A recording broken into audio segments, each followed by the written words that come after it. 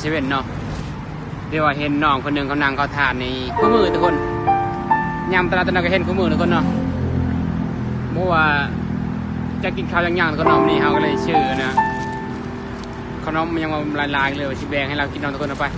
สีไทยเบิ้งทุกคนว่าเรานั่งอยู่นี่ว่าไปคู่มือก็เห็นคู่มือทุกคนเลยเดี๋ยวชิให้เบิ้งเด้อนั่งอยู่นี่มันบอกนี่ฮะซื้อขนมมาลายเลยว่าจะแบ่งให้เราทุกคนเนาะแล้วก็ให้เราเงินประมาณ40 บาททุกคนเงินเรือแต่เซเว่นเนาะ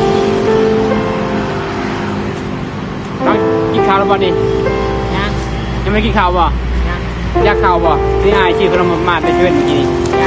เอาใจแล้วกันอ้ายสิให้ต้องเงินนำ40 บาทว่าเงินเรือมาแต่ชื่อคลองกี่เนี่ยนี่ก็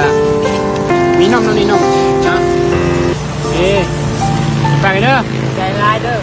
อ้ายก็ทำช่วยได้เลยอ้ายก็มีอย่างไรดอกโอเคเรื่องกินเด้อ